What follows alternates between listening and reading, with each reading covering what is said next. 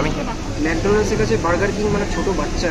যারা আমাদেরকে বলো না যে দিদি তোমরা কি ভালো, তোমাদের মধ্যে কোনো সময় ঝগড়াই হয় না, তাদের জন্য আজকের ভিডিওটা বানানো বিশেষ করে। তারা আজকে ভিডিওটা অবশ্যই দেখো। হ্যালো এভরিওয়ান, আমি বৃষ্টি, আমার এই ছোট্ট সংসারে অনেক অনেক ওয়েলকাম। সকালবেলায় ঘুম থেকে উঠেই দেখো ঘরটা গোছাতে শুরু করে দিয়েছি, তার কারণ আমরা যাব হচ্ছে বাইরে। আর আজকের মানে 4 দিন তো অর্ক ছুটি আছে স্কুলের, কারণ এক্সাম 4 দিন 5 দিন এমনি করে গ্যাপ দিচ্ছে, কারণ ওর পরীক্ষাগুলো এইভাবেই হচ্ছে। তো সেই কারণে অর্ক আজকে ঘরেই আছে। তো ভাবলাম যেহেতু হাতে আরও 2 দিন টাইম আছে, তো আজকে একটু কোথাও ঘুরে আসা যাক। আর প্রীতমের অফিস ছুটি ছিল, সেই কারণে ভাবলাম যে চলো ঘুরে আসি গা। তার আগে একটুখানি ঘরটা গুছিয়ে নিই। তার আগে এটাও বলে দিই, আজকে প্রচণ্ড গরম রেখেছিল, যার কারণে বিশেষ করে আমি সব পারি, গরম সহ্য করতে পারি না, তাও অনেকটা অ্যাডজাস্ট করছি বলতে পারো। ছোটোবেলাতেও পারতাম না, আমার মা আমাকে খুব যত্ন করে রাখতে বলতে পারো। আর প্রীতম আমাকে খুব যত্ন করেই রাখে। কিন্তু গরম কি শুধু আমার একার লাগে, তারও তো লাগে। তো সেই কারণে জানো তো আজকে দুজনেরই মুডটা একটু চিড়চিড়া টাইপের ছিল, জানি না, প্রচণ্ড গরম লাগছিলো। আর তারপরে অর্ক আজকে প্রচণ্ড পরিমাণে ঘরগুলোও নোংরা করেছিল, মানে ইচ্ছাই করছিল না ঘরগুলো আজকে গোছায় বাগায়। ভেবেছিলাম কালকে রাতে যেহেতু গুছিয়ে বাগিয়ে রেখেছিলাম, ভেবেছিলাম সকালে উঠেই কিছু একটা হালকা ফুলকা খেয়ে আমরা বেরিয়ে যাব ঘুরতে। আমরা অনেক জায়গা ঠিক করে রেখেছিলাম, তো সেই সব জায়গাগুলো যাব। কিন্তু কি বলবো বলো, ভেবে রাখলে যে সেটা হবে তার কোনো মানে নেই। তো যাই হোক, যথারীতি আমরা এখানে ঘরটা গুছিয়ে নিচ্ছিলাম, দুজন হাতে হাত লাগিয়ে। প্রীতমও বলছিল আমার ভালো লাগছে না, আমারও বিরক্ত লাগছিলো বড্ড পরিমাণে। তো যাই হোক, এখানে বিছানাটা গুছিয়ে নিয়েছি। তারপরে যাব হচ্ছে, আজকে রান্না করব না, কেননা আমাদের আজকে খাবার সব কিছু রাখাই আছে, সেই কারণে। তো কালকে এত বৃষ্টি হয়েছে, বৃষ্টি হওয়ার পরও আজকে আবার প্রচণ্ড পরিমাণে রোদ, গরম নেওয়া যাচ্ছে না। তো বৃষ্টি কাল রাত্রে আমাদের করেছিলাম ফ্রাইড রাইস আর হচ্ছে চিলি চিকেন, সেটা বেঁচে গেছে। তো দেখতে পাচ্ছ যে দিদি ভাই কোথায় গেল, এখানে এই যে গরম করছে ফ্রাইড রাইস আর চিলি চিকেন, তাই তো? আবার জঙ্গল হয়ে যাচ্ছে, দেখো আবার জঙ্গল হয়ে যাচ্ছে। তো এই যে ফ্রাইড রাইস আর চিলি চিকেন কালকে বেঁচে গেছে, কারণ রাত্রে ঠিক করে খাওয়া হয়নি না, তো এইগুলোই আবার ইয়ে করছে। এগুলো আবার করে লাভ নেই, ওগুলোই আছে। খাওয়া হয়নি না, মানে খেতে গলাটা এত ব্যথা করছে। ঠান্ডা গরম না, খালি বৃষ্টি হচ্ছে, কখনো আবার ইয়ে হয়ে যাচ্ছে। ওয়েদারটা সত্যি বোঝা যায়।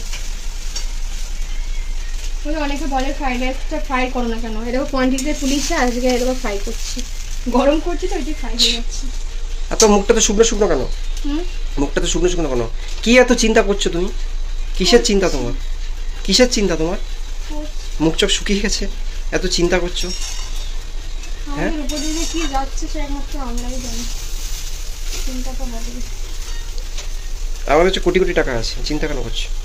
কোটি কোটি তো টাকা লাগবে না, যখন কোটি কোটি টাকা চলে আসবে না, সেদিন আর এই জিনিসটা থাকবে না, তখন আর শান্তি জিনিসটা থাকবে না। আমি কোটি কোটি টাকা চাইছি না, আমার তো এই লাইফস্টাইলটাই ঠিক আছে, কষ্ট করছি, নিজেদের মতো করে ভালো আছে, ওটাই ভালো। টাকা যখন চলে আসবে তখন আর শান্তি জিনিসটা তুমি দেখে নিয়ে থাকবে না, থাকে না, এটা হয় না। এই যে ফ্রাইড রাইস, কাল ফ্রাইড রাইসটা খুব সুন্দর করে বানিয়েছিল, আমি কাল খাইনি। না সত্যি খুব ভালো হয়েছিল, পেট খারাপ, চিকেনটা খুব সুন্দর হয়েছিল। আমি চিলি চিকেনটা কাল বেশি খেয়েছি, কারণ কি চিকেনটা ও অর্ধেক চাল, চিলি চিকেন দেখো কতটা করে শেষ হয়ে গেছে, পুরো এই ভর্তি বাকি হয়েছিল। চলো আরে রাতেও হয়ে যাবে এটা। রাতে হলে রাতেও খেয়ে রুটি করে দেবো, আজকে রান্না তাহলে গ্যাস ধরাতে হবে না। রুটি কি আমি আটাটা মাখিয়ে দিয়ে যাবো? বললে না কেন চিন্তা, আমার গ্যাস মানে গ্যাস শেষ হয়ে যাবে। হ্যাঁ, এই মাসে বেশি দিন চললো না, আমার কেন যায় না, গ্যাসটা কি লিক হচ্ছে? মনে হচ্ছে। ওইদিকে যাও, হ্যাঁ ঠিক আছে, গান চালাও। একটা কথাই আছে দেখবে, যার উপর অধিকার বোধটা বেশি থাকে তার উপর রাগটা বেশি হয়। যেমন আমার প্রীতমের উপর বড্ড বেশি রাগ অভিমান এগুলো হয়, তার কারণ হচ্ছে আমার রাগ অভিমান একমাত্র প্রীতমই বোঝে। আর প্রীতম আমাকে যতটা বুঝেছে আজ পর্যন্ত আমার মা বাবাও ঠিক ততটা আমাকে বোঝেনি, এটা সত্যি কথা। সত্যি বলতে মানে আমি রাগ করলে কেউ সেভাবে রাগ যদিও বা না ভাঙায়, কিন্তু প্রীতম আমাকে সেকেন্ডে রাগ ভাঙায়। তো এখানে লাগাচ্ছিলাম ফেস প্যাক, আমরা দুজনেই ফেস প্যাক লাগাচ্ছিলাম, তার কারণ প্রচণ্ড ইচিং হচ্ছিলো মুখটাতে। আর আমরা তো স্কিন কেয়ার করি না তোমরা জানো, কিন্তু হঠাৎ করে মন হলো যে না করি। এটার মধ্যে কিছু নেই, চালের গুঁড়ো আছে, মানে রাইস ফ্লাওয়ার আছে, বেসন আছে, আর কিচ্ছু নেই। নর্মাল জল দিয়ে এই প্যাকটা বানিয়েছি, খুব ভালো কাজ দেয়। তো নর্মাল যত নর্মাল রাখতে পারবে ফেস প্যাক ততই ভালো। তো এখানে প্রীতমকে একটু লাগিয়ে দিচ্ছিলাম ভালো করে। আর এইদিকে দেখো ওর ফোনে মিটিং চলছিল সেই কারণে। আর এখানে কিন্তু প্রীতমের সাথে আমার একটু রাগারাগি হয়ে গেছে, তার কারণটা আমি বলে দিই তোমাদেরকে। আজকে প্রচণ্ড পরিমাণে গরম, তো আমাদের সকাল থেকে বেরোনোর কথা ছিল, কিন্তু হঠাৎ করে আমার মুডটা চেঞ্জ হয়ে যায়। আমি যাব না বলি, কারণ প্রচণ্ড বাইরে গরম ছিল, তোমরা বিশ্বাস করবে না আজকে মারাত্মক গরম ছিল। আর এমনি গরম সহ্য করতে পারি না, তারপরে এরকম গরমে কে যায়। তো আমি প্রচণ্ড মানে ক্লান্ত লাগছিলো আমার, তারপরেও রাতে ঘুম হয়নি, সেই কারণে আরও বেশি ক্লান্ত লাগছিলো। কিন্তু সে আমাকে জোর জবরদস্তি বের করবে, কারণ আজকে তার অফিস ছুটি, সে কিন্তু বাইরে নিয়ে যাবে। হ্যাঁ, ঘুরতে আমরা তিনজনই খুব ভালোবাসি, কিন্তু আজকে একটু বেরোনোর কথা ছিল না। আমি বললাম প্রীতমকে যে প্লিজ আজকে দিনটা ছেড়ে দাও, কিন্তু সে শুনবে না, ঘুরতে যাবে। তো প্রথমে এসলাম বেঙ্গল সাফারিতে। তো বেঙ্গল সাফারিতে দেখো এখান থেকে মানে প্রথমে ঢোকার পর এখান থেকে টিকিট কাটতে হয়। তো এখানে যার যেটা কর্ম, এই দেখো টিকিট কেটে নিচ্ছি। আর এখনও কিন্তু আমার মুডটা বেশ ভারী আছে, কেননা বললাম তোমাদেরকে এক ফোঁটাও ইচ্ছা ছিল না, জোর করে নিয়ে এলো। তো প্রথমে এন্ট্রি ফিস 50 করে, মানে 50 করে নিয়েছিল। তো যাই হোক, এখানে দেখো প্রথমে ঢুকে বেঙ্গল সাফারি মানে একটা লেখা লোগো রয়েছে, দেখতে পাচ্ছ। আর এই তো শুধু ফটো তোলার জন্য ব্যস্ত, আর আমাকেও সঙ্গে সঙ্গে টানছিল, আর আমার এক ফোঁটা মুড ছিল না। দেখতেই পাচ্ছ বিরক্ত হচ্ছি, প্রচুর গরম লাগছিলো। মানে আমি যেতে না যেতে পুরো আমার ড্রেস ভিজে গেছে ঘামে, মানে আমি প্রচণ্ড ঘামি গাইস, মানে প্রচুর ঘামি। আর এই গরমে যারা প্রচণ্ড ঘামে তারাই বোঝে একমাত্র তাদের কতটা ঠিক কষ্ট হয় বেরোলে। আর প্রচুর ঘামছিলাম, আর মানে কী বলতে এটা চিটকে গরম ছিল। তো এইখানে তো আমি মন মারা হয়ে ঘুরছিলাম। তারপরে সে তো অনেক চেষ্টা করছিল আমার রাগ ভাঙানোর। এসেছি জঙ্গল সাফারিতে। তো জঙ্গল সাফারি এখানে যে নর্মাল এন্ট্রি সেটা আমরা নিয়েছি, কারণ জঙ্গল সাফারিটা প্রচণ্ড পরিমাণে এক্সপেন্সিভ। এখানে বাটারফ্লাই আছে আর বিভিন্ন ধরনের জিনিস যেগুলো নর্মাল আছে সেগুলো আমরা দেখার জন্য টিকিট কেটেছি। কারণ কি এখানে জিনিস দেখছি প্রচণ্ড পরিমাণে এক্সপেন্সিভ। আর দেখতে পাচ্ছ এই যে অর্কর বৃষ্টি ঘুরে বেড়াচ্ছে, আর গরমটা অতিরিক্ত পড়েছে তার জন্য। কোথায় গো বাটারফ্লাই? কই ওটা বসে আছে ওটা না? ঠিক। আর এত গরমের মধ্যেও ঘুরতে এলাম একমাত্র শুধু অর্কর জন্য, কারণ অর্ক ঘরে বসে থাকে, বৃষ্টিও ঘরে বসে থাকে, বেরোতে পারে না। কারণ কি ওর ভাল লাগে না, স্বাভাবিক ব্যাপার, কেউ যদি ঘরে টানা বসে থাকে ভাল লাগে না, তাই গরমের মধ্যে একটু বেরোনো উচিত। তো ফাইনালি এখানটাই আমাকে নিয়ে এসে ও অনেকটা কথা বললো, মানে বলতে পারো একটু রাগ ভাঙালো। আসলে আমার রাগ অভিমান, ওই যে বললাম আমি আজ পর্যন্ত রাগ অভিমান আমি কারুর সাথে করিনি, কারুর সাথে রাগ অভিমান কিচ্ছু করিনি।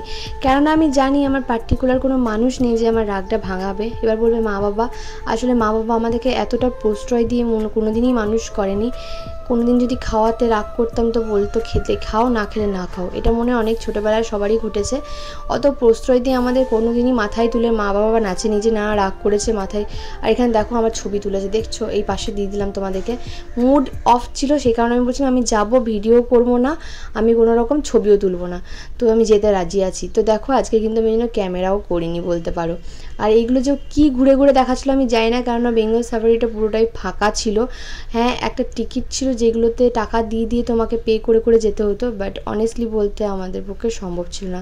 আজকে রোদের জোরটা তোমাদেরকে দেখো, মানে নেওয়া যাচ্ছে না, সেই গরমে বেরিয়েছে। মানে অর্ক আজকে পুরো হাঁপিয়ে গেছে, শুধুমাত্র ছোট বাচ্চা ঘুরতে পায় না, ঘুরবে বলে বেচারা হ্যাঁ করেছে। নাহলে বেচারা নিজেও বলছে যে মা আমি ভীষণ টায়ার্ড হয়ে গেছি আজকে। খুব রোদ ছিল, মানে প্রচণ্ড রোদ গরম ছিল, সেই কারণে আমি বলছিলাম যে আজকে আমি বেরোবো না, কিন্তু কি আর বলা যাবে। তো গেছিলাম, কিন্তু সেইভাবে গিয়ে কোনো লাভ হয়নি। উল্টে কি বলতো, বলতে পারো প্রচুর হাঁটা হয়েছে, কিছু দেখতে পাইনি। আর এই যে আমাদের পাশের কুকুরটা ভকর করছে, যখনই ভয়েস দেবো তখনই ভকর করে, কিছু করার নেই, যার যেটা কাজ সেটা করবেই। তো এবার এখানে একটা ছোট্ট পার্ক ছিল, সেই পার্কে অনেকক্ষণ অর্ক খেলছিল, আর আমি এদিকে একটুখানি বসে রিল্যাক্স হচ্ছিলাম, কারণ প্রচুর আমার ভাল লাগছিল না। বাসে এতটা করে এসেছি, তারপরে মানে আমাদের ঘর থেকে এটা অনেকটাই ডিস্টেন্স, তো ভালো লাগছিল না শরীরটা আমার। আমি ওকে বললাম যে অন্য দিন চলো, বাট না, তাকে তো আজকেই আসতে হবে। তো ও বলছিল ভিডিওটা ভয়েস ওভার আমি দেবো, কিন্তু ওই যে অফিস চলে গেছে আজকে, তো সেই কারণে ভিডিওটা আমি বলছিলাম এডিট করে পোস্টও করবো না রাগের চোটে। তো বললো যে না আমি করেছি প্রথমবার। আর অনেকেই বলো প্রীতম ক্যামেরা ধরতে পারে না, ও আসলে কিছুই পারে না, ক্যামেরা ধরতেও পারে না, ভয়েস দিতেও পারে না সেইভাবে, কিন্তু তবু ওই যে আমাকে করে দেয়, এটাই অনেক বড় ব্যাপার। তোমরা একটু অ্যাডজাস্ট করো, কি আর করবে। ওকে যতই স্লো বলি আস্তে ঘুরিয়ে ক্যামেরা করবে, কিন্তু ও আসলে নিজেও স্পিডে চলে, সব কিছু স্পিডে মানে করে। যাই হোক, এখানে অর্ক ভীষণ মজা করেছে। আমি পুরো এক সাইডে বসেছিলাম গরমের জন্য, কিন্তু অর্ক পুরোপুরি ফুল এনজয় করেছে। আর বলে না সেই বাঁধা গরু ছাড়া পেলে যা হয়, সেই হয়েছিল তোমাদের অর্কবাবুর। তারপরে এখানে একটা ছোট্ট মানে এখানে খাবার কাউন্টার প্রচুর ছিল, বাট হ্যাঁ এখানকার খাবার কাউন্টারগুলো বলবো প্রচুর এক্সপেন্সিভ বলবো, কেননা বাইরের ফুড তো অ্যালাউ করে না। আর এখানে কোনো কিছু তোমাকে প্যাকেট ফুড নেই, মানে কি বলতো যে কোল্ড ড্রিঙ্কস তুমি পুরো বটল নিতে পারবে তা না, বা আইসক্রিম তুমি পুরো কাপ নিতে পারবে তা না, ওরা মানে স্কুপ হিসাবে দেয়। যেহেতু এখানে প্রিন্টেড কিছু নেই, প্রিন্টেড থাকে কি দামটা প্রপার থাকে লেখা প্রিন্টেড থাকলে তো এরা দাম বেশি নিতে পারবে না, তো জায়গা অনুপাতে এই জন্যই এদের এই সিস্টেমটা করা। বাট আমাদের এই 1 কাপ মানে মশালা কোক 50 টাকা নিয়েছে, প্রত্যেকটা জিনিসই ভীষণ এক্সপেন্সিভ ছিল। যাই হোক তবু এসে একটা ব্রেক নিচ্ছি কারণ প্রচণ্ড পরিমাণে গরম, তাই এই যে মশালা কোক আর এই যে কটা ইয়ে নিয়েছি, আর এই আমাদের খেপাসোনা নিচে ডোনাটস। এই যে কেমন খেতে কোকটা? হ্যাঁ ভালো না, মশলা কোক যেমন হয় তেমন, তবে হ্যাঁ প্রাইসটা পাহাড় এইদিকে তো একটু এক্সপেন্সিভ হবে জানার কথা।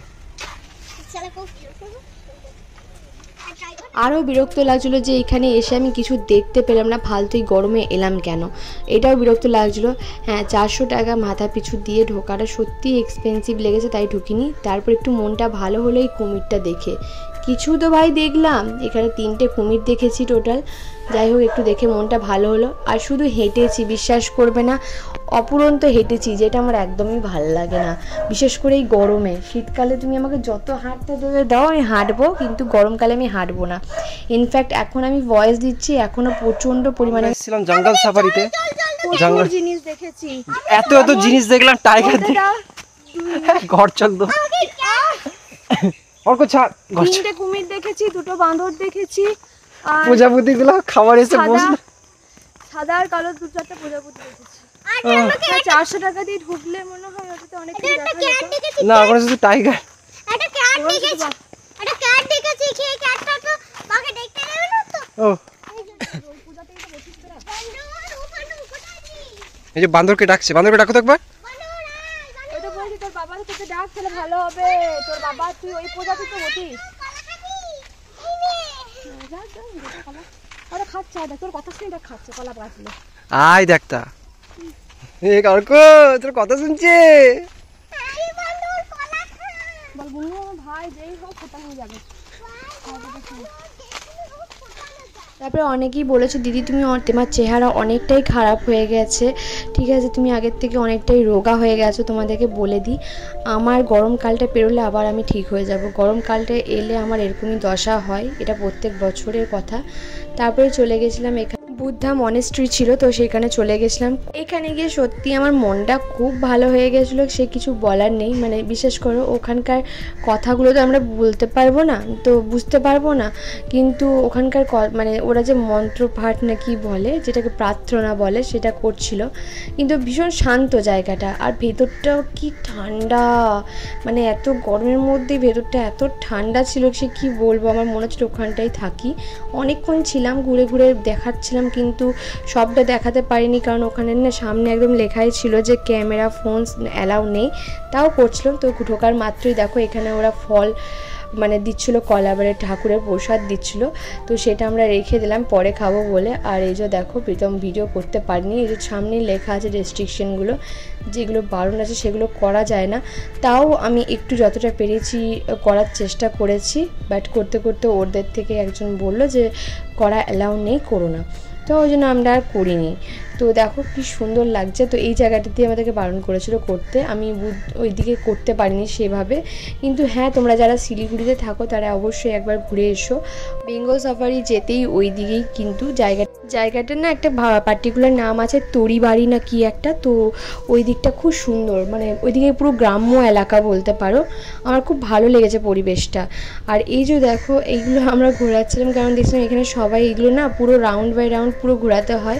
এখানে অর্ক বলছে তুমি সব করে দিচ্ছ কেন, আর এখানে এত বিরক্ত লাগছিলো আমার গরমের জন্য, কি বলবো, আমার মনে হচ্ছিলো কতক্ষণ আমি বাড়ি যেতে পারি, আর তার এখনও ঘুরতে মন চাইছিলো, কি বলবো বলো। কিন্তু হ্যাঁ আশেপাশের পরিবেশটা বেশ সুন্দর। এইদিকে দেখো পাহাড়টা দেখো কি সুন্দর লাগছে, মানে এত সুন্দর লাগছে, আমার মনে হচ্ছিলো এই সামনাসামনি কোথাও যদি জল পাই না, আমি সেই মানে পুকুর টুকুর পাই আমি গিয়ে ডুবকি দিয়ে দেবো, এত গরম লাগছিলো। ইনফ্যাক্ট এখন কদিনই গরম থাকবে দেখবে দেখাচ্ছে ওয়েদারে। তো এখানে আমাদের তো অনেক ভিডিও বিদম করে দিচ্ছিলো, তো আমি বললাম তুমি এগুলো ঘোরাও, তুমি কেন করছো না? তো করছিল, দেখতেই পাচ্ছ রোদে আমাদের অবস্থা, মুখগুলোর অবস্থা দেখে বুঝতে পারবে যে কী পরিমাণে আমরা টায়ার্ড হয়ে গেছি। আর কালকে তো লাইভে এসছিলাম, তোমরা তো দেখেছো, এরপরেও গিয়ে আমরা লাইভে এসছি কথা বলার জন্য। তো জানি না সবার রিপ্লাই আমরা দিতে পেরেছি বা পারিনি কিনা। তো তারপরে অর্কর প্রচুর খিদে পেয়ে গেছিলো, বাট খিদেটা কী ছিল, বার্গার কিংয়ের বার্গার খাবে। কিন্তু আমার খুব একটা অনেস্টলি বলতে বার্গার কিংয়ের বার্গার আমার ভাল লাগে না। যাদের ভাল লাগে তারা এবার এদের নিয়ে খারাপ ভেবো না। দেখো সবারই নিজস্ব একটা মতামত বা চয়েস আছে, কারো ভালো লাগতে পারে, কারো খারাপ লাগতে পারে। তো আমার পার্সোনালি পছন্দ না খেতে, তো তবুও জানো তো প্রীতম আমাকে নিয়ে এসেছিলো একবার ট্রাই করানোর জন্য। মিষ্টি অ্যাকচুয়ালি কী হয়েছে, ধর এটা বলি, ধর এটা বলি। তো অ্যাকচুয়ালি কী হয়েছে, শোনা যাবে না। অ্যাকচুয়ালি সকাল থেকে না প্রচণ্ড মুড অফ আমাদের, ইভেন বৃষ্টির সঙ্গে একটু কথা কাটাকাটি হয়ে গেছিলো। তো বৃষ্টি বসলে কোথাও বেরোবো না, ভিডিও বানাবো না, তো সেই জন্য বৃষ্টিকে বাইরে নিয়ে এলাম, বার্গার কিনে নিলাম মাইন্ডকে রিফ্রেশ করার জন্য। দারুণ রিফ্রেশ হলো। উল্টে আমি রিফ্রেশ হচ্ছি। বলো তুমি রিফ্রেশ হবে বলে।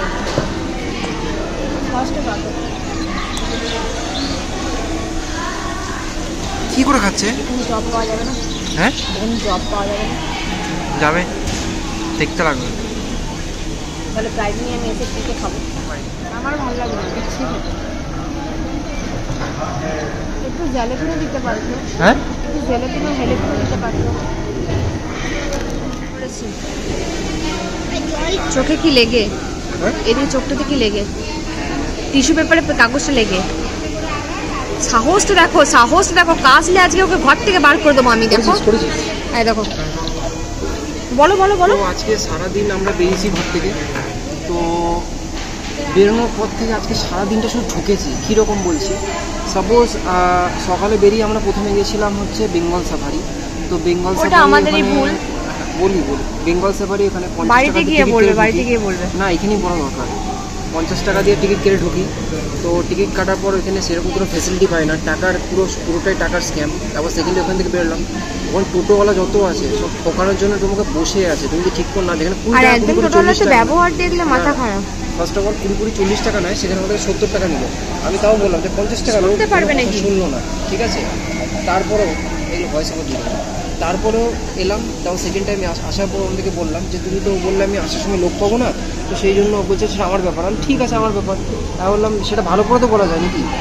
তারপরে বার্গার কিনে এলাম, এই বার্গার এইখানেও এসে ঠকলাম।